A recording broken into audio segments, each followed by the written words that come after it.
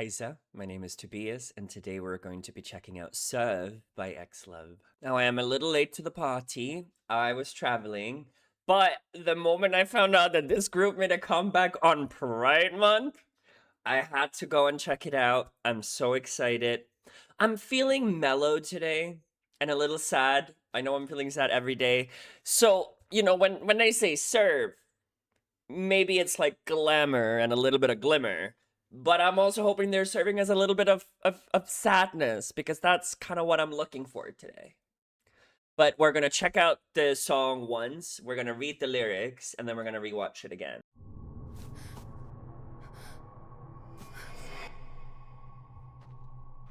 Girl, this is like...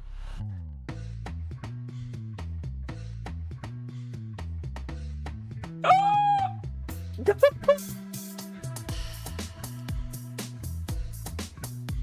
Play! Oh, and so actually multiple people reached out to me about this reaction and said that the concept of this song and this comeback was about the pawn in chess, and how when you get to the end of the board in chess, the pawn can transform into anything. I usually transform it into the queen, because the queen is the most powerful one, but so I'm seeing the chessboard. Ooh, I love the instrumentation.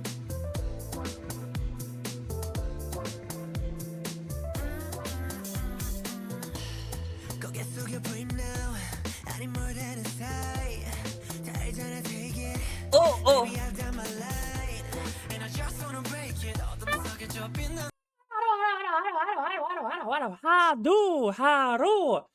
What's happening? The eye makeup looks great on you, darling. Oh.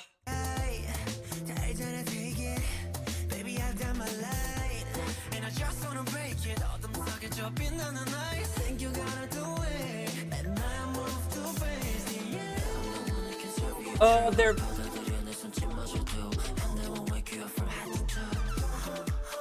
I love Sean's voice.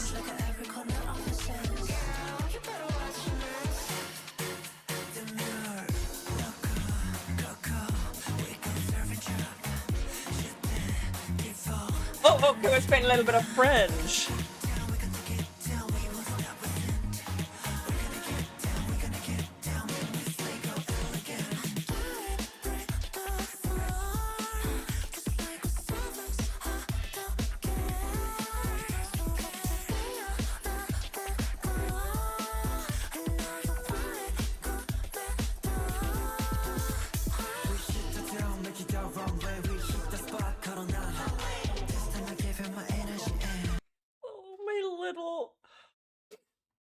My queer heart is just so happy. Oh. Because they look so comfortable and happy. Like, these are happy tears, because it's just...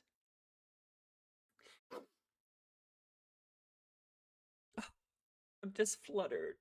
And I have goosebumps because I'm just so happy. Oh, they look so good.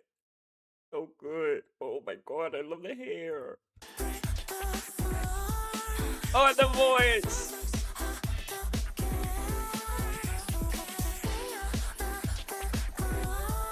Oh, Louis and Uki.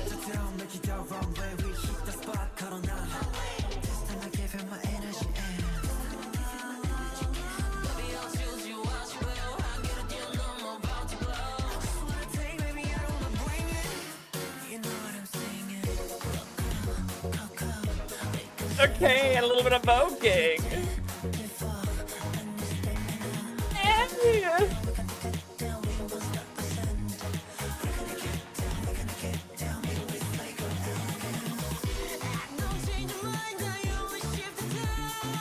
Ah, yes. Oh.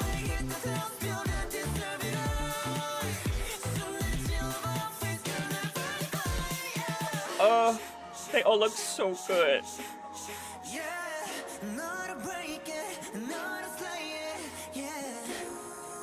Oh, oh, of course, Ruia.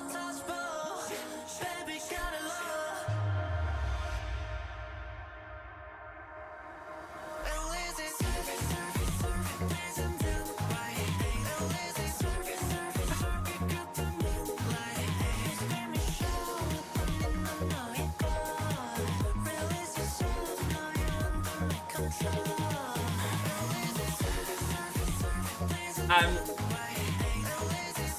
I'm, I would be dancing my ass off. I don't know why I'm feeling sad, but like, not sad. I'm not feeling sad. I'm feeling like, it's like happiness, but just like, I'm just numb.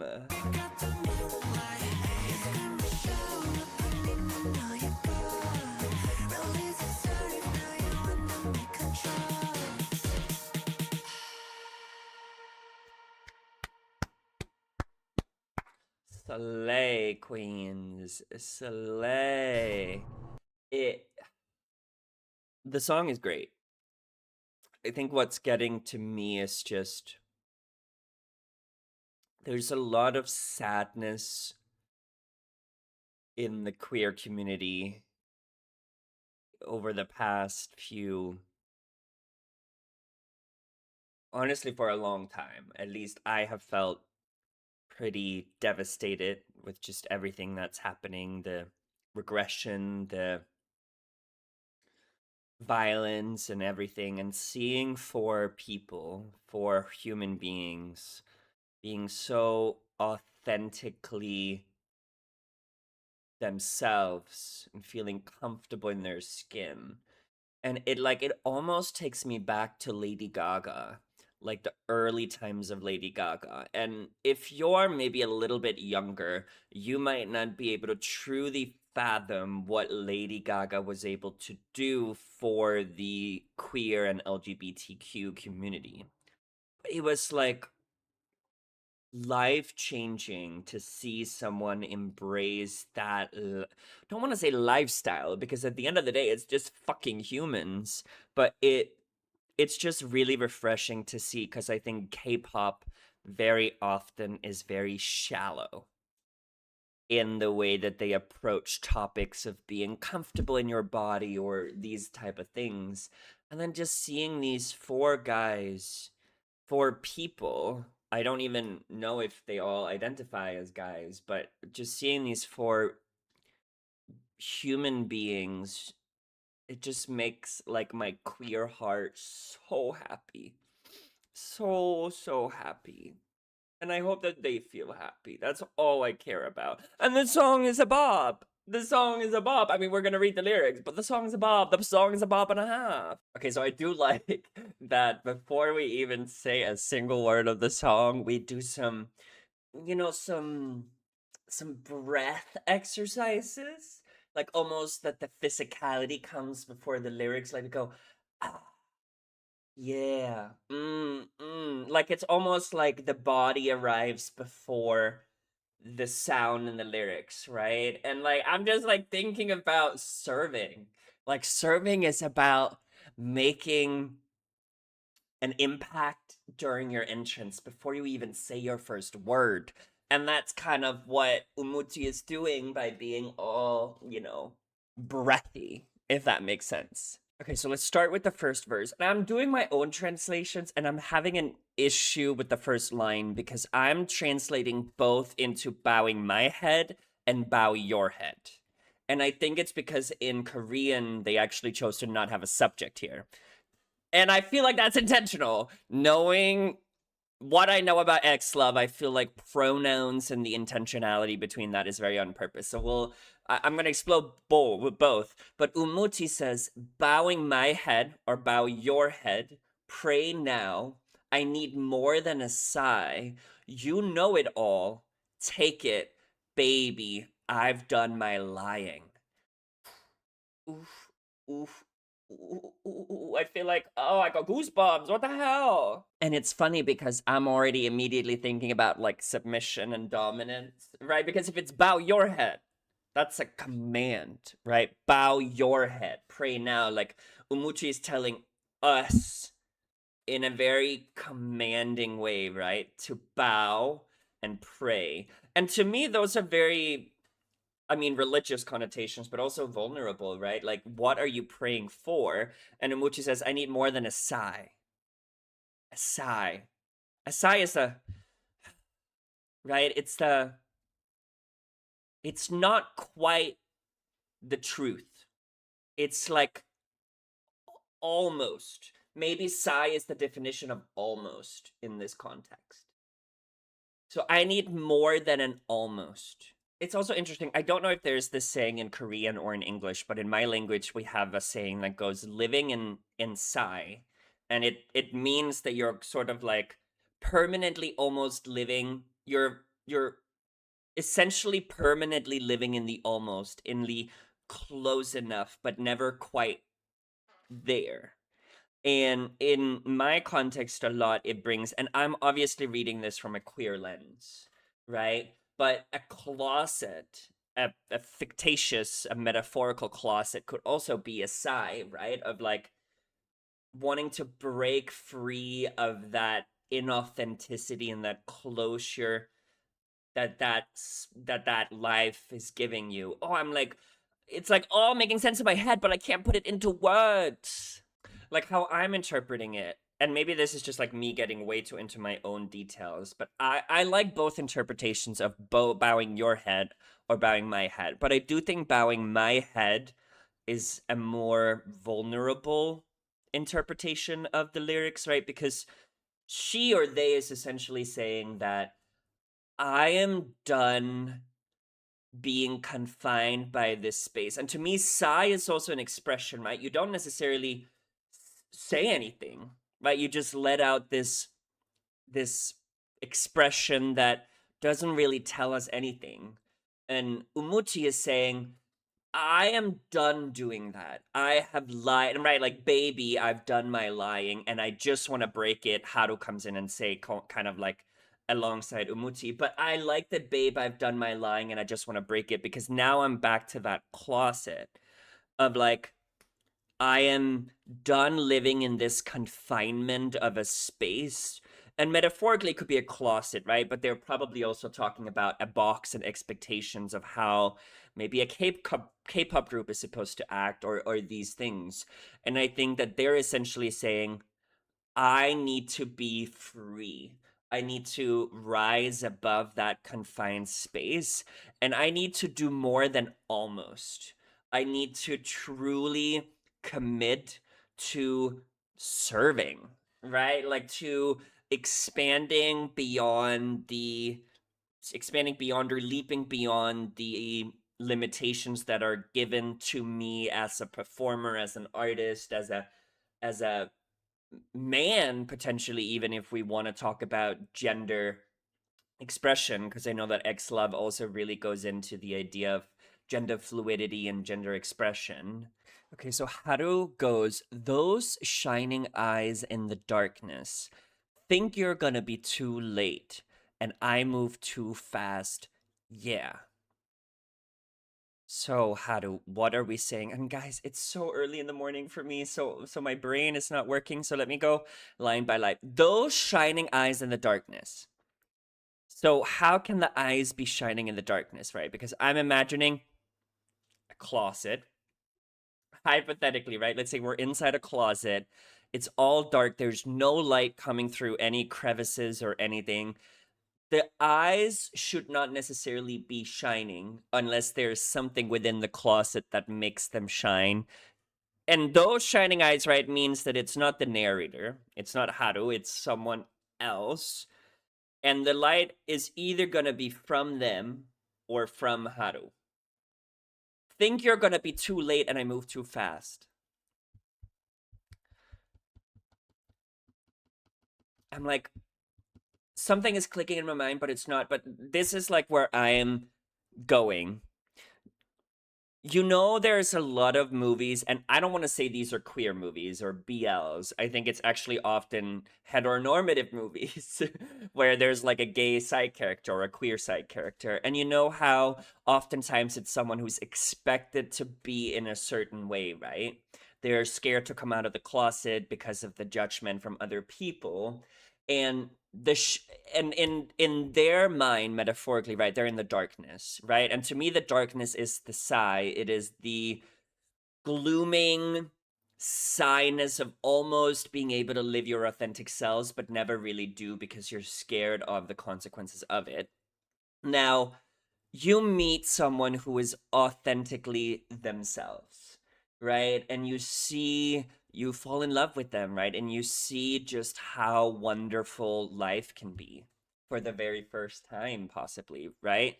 And then the think you're going to be too late to me goes back to the sign, right? Like you hesitate. You're like, am I able to morph into and become someone who can love this person outside of the darkness? Essentially, right? Am I going to be able to come out of the closet?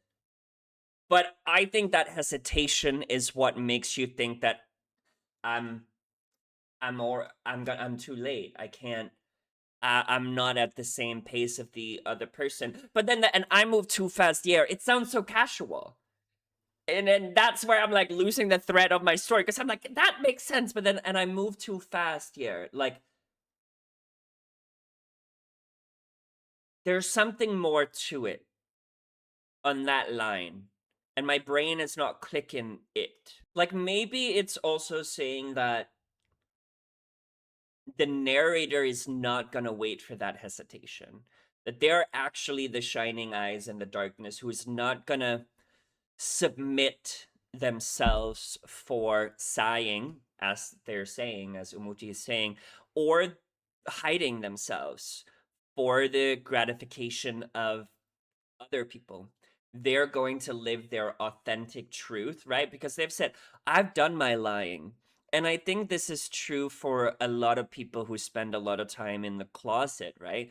Once you're out, you don't want to go back. You don't want to hide your authentic selves. You don't want to pretend to be someone that you're not because you've already done that for your whole life. And if you find someone you love who is asking you to do that, Haru is saying, "Girl, I'm gonna move on. I I'm gonna go beyond that. I don't have the time to go backwards. I'm moving forward." Maybe that's where we're coming from. And I'm being very distorted. I'm being very fragmented here because my brain is all over the place. But to me, I'm already interpreting the queerness of the song. Yeah. Okay, so Hyun is saying, "Babe, I'm the one who can serve you truth." This is the first time we hear the word serve in the song. And I'm gonna be honest with you all. They're not serving. They're serving us the truth. Which I like that. I like that. Serving us the truth, right? What is the truth here?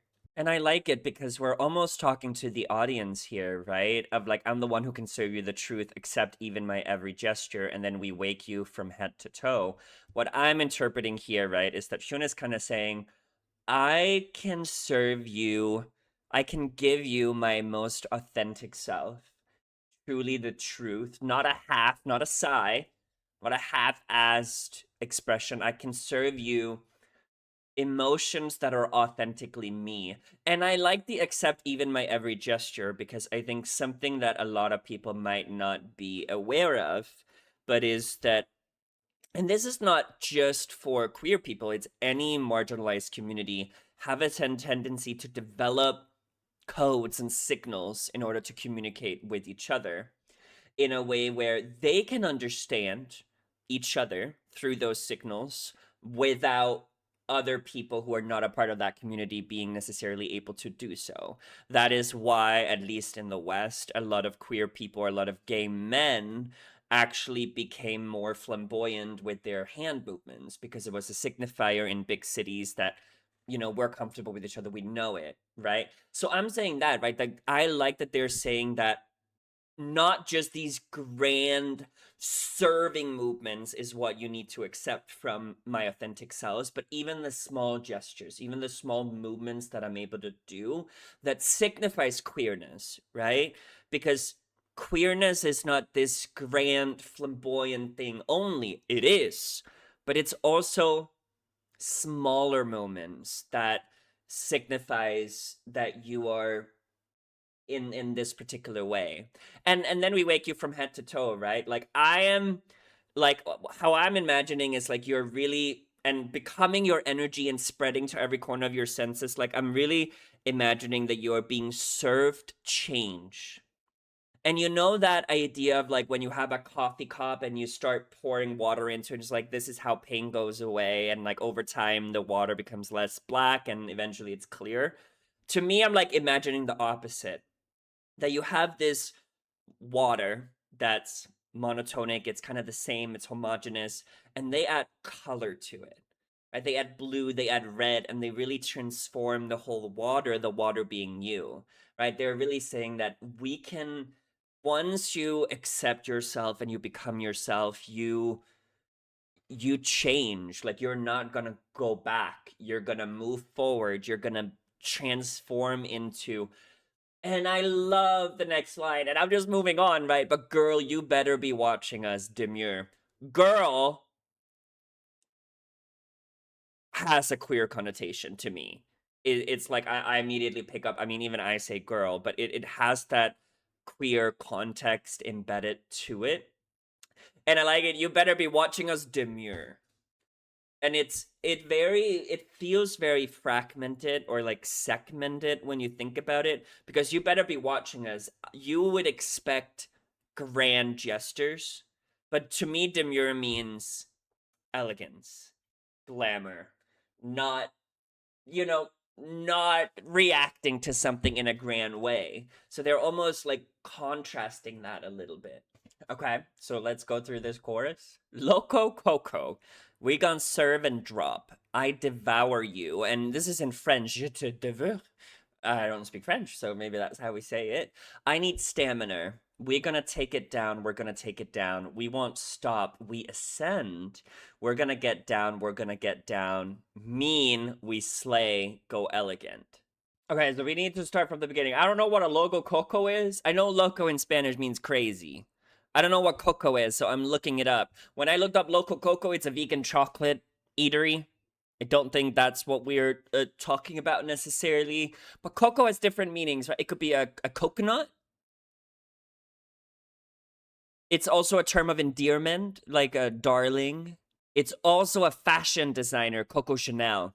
So there are a lot of different interpretations of this. I don't necessarily um can put it together, but maybe we're kind of talking about like kind of crazy, like the dichotomy of being crazy and demure at the same time. Like I am absolutely wild, I'm crazy, I'm loco, but I'm also, you know, you know, checks and balances. Do you know what I mean? English is not my first language. And I did also look up when I was looking about loco and coco something that I think fits the next sentence, because I was reading into ballroom culture, because I'm not super familiar with sort of like the deeper connotations behind it. But in ballroom culture, to serve is actually to present something so completely and perfectly executed that it cannot be argued with. So when they say we gonna serve and drop, right? To me, there is that context, that ballroom, the ballroom culture that we're talking about here, and the drop, right, is the release. It's the moment that it's like the point of no return. It's the breaking point of the moment. I assume either in ballroom or in a performance of any kind. It's funny that they're saying "I devour you" in French, because French is so sensual. It's so intimate. Like it definitely, if they were saying it in English, "I devour you," it's a little aggressive. And I don't know the context in if it would have been said in Korean, but it feels very intentional that it's French because it builds that sensuality. Now I need stamina. I need stamina.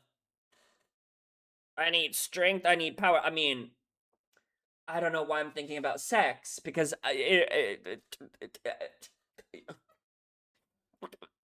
I just want to explain myself. I don't think that stamina is sexual in nature because, right, we are performing, right? We're serving, we're dropping, we're devouring this person. So they are probably saying, right, I need stamina to be able to withhold and withstand this physical endurance that I'm doing when I'm performing. I also like having it go back to that sigh, right? Because you don't need stamina to sigh. So they're fully committing to this act. They're not doing it almost. They're really committing to it. That's where the stamina is. Now, it can still be sexual because, you know, we support all people here. But I think it carries that context. And then I like it. We're gonna take it down. We're gonna take it down. We won't stop. We ascend. What is this? What is this paradox? Right? We're gonna go. We're gonna take it down. We're gonna take it down. I'm thinking of, when you have sort of a performance and they take it down, like they kind of bring the energy lower. They bring it more confined. So they do that and then they ascend. They go beyond it. And that relates back to the verse that Umudi was talking about. And then mean we slay, go elegant. Mean we slay, go elegant. So, and I don't think mean means, right, like we're gonna be cruel. I think that they're kind of saying like we're gonna be sharp, we're gonna be straight to the point. We're not gonna sugarcoat our expressions. We're going to go full in with honesty and kindness because that's important. But I think that's the context of the mean. And slay to me is the context of you're doing something so effortlessly that you just do it naturally, like it just comes to you naturally. You don't have to force it. You just do it without really thinking about it. Like it's mastered at that point. And then elegance to me is like a very demure word, right? Like it's very, I literally was about to say it's very elegant, but it's very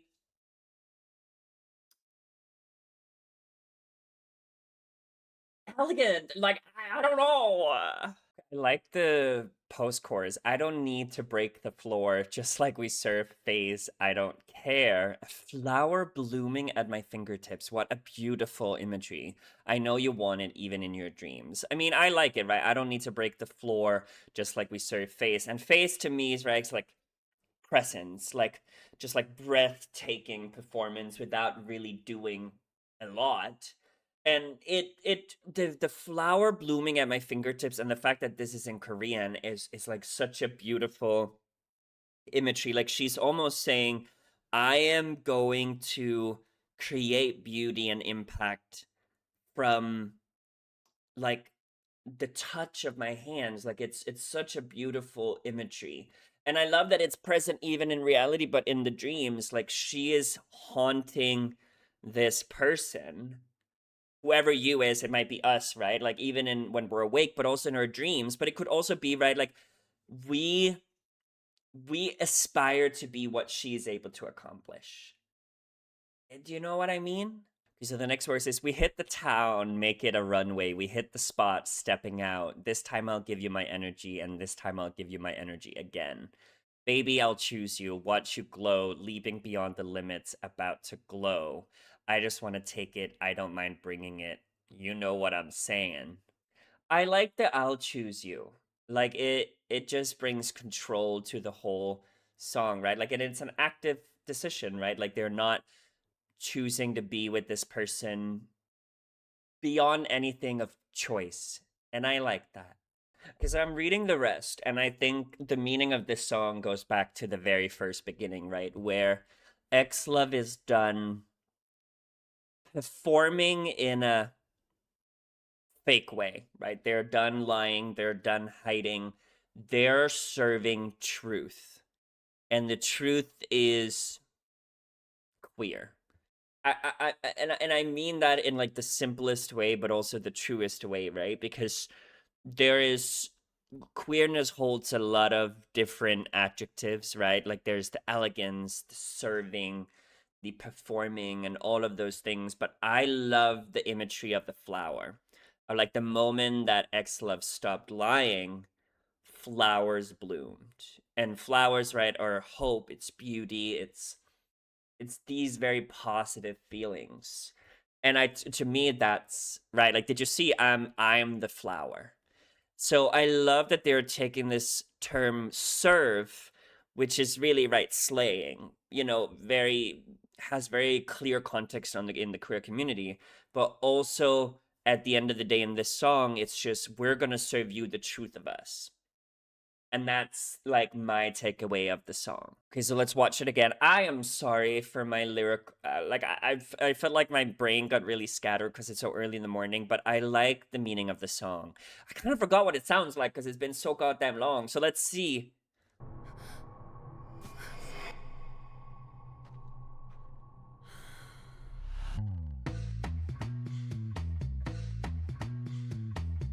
Yeah.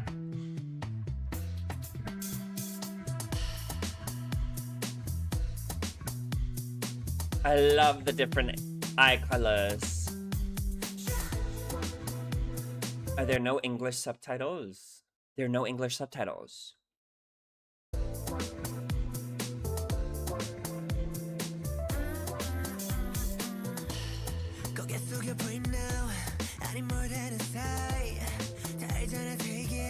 Oh. Oh, Umuti sounds so good. I love the, like, the carry of the words.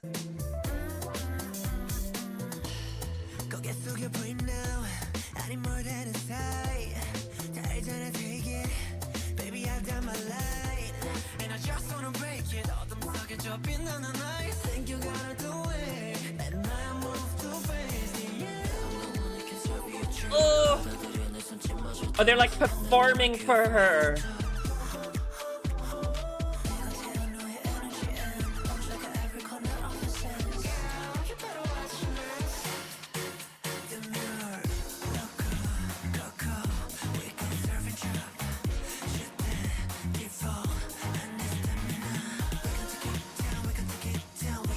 I'm literally getting goosebumps. And it's one of the things, like when I'm listening to the chorus, it's actually really different than what a chorus ought to be.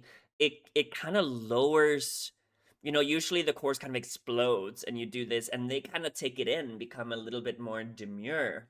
But what I'm like thinking about is like maybe this won't be my favorite XLOV song because one and only is that shit. But the context and meaning of the song is like what hits me the most. Yes. Oh. Ooh.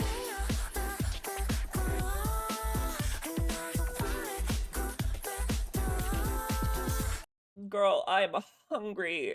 But this is my favorite part of the song, that post-chorus. Oh. Oh. I love the hair.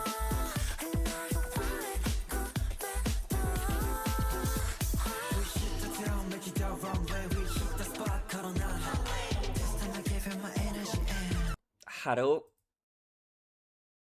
I'm like so done. That red looks so good on Haru.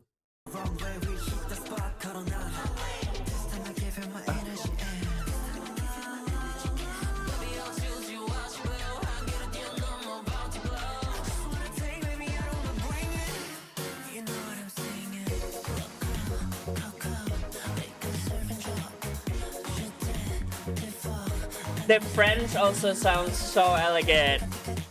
Eh.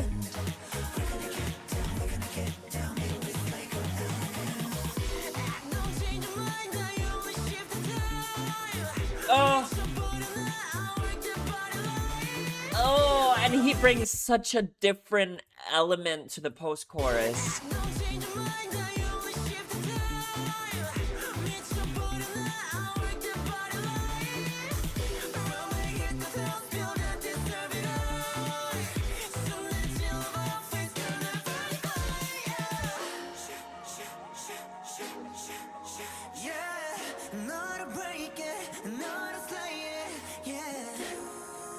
Oh.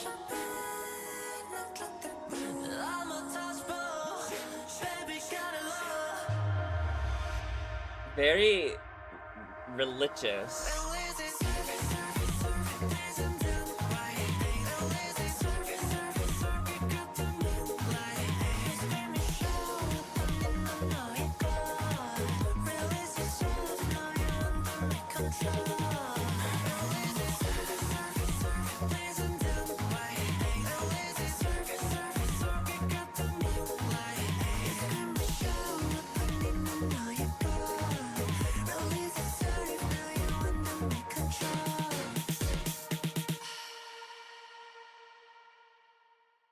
Girls, you slayed. I am so proud of, and I need to listen to this song 10 more times before I can really fathom the true depthness of it. But I love that it's just so unapologetically them. And whatever them is, that's what it is.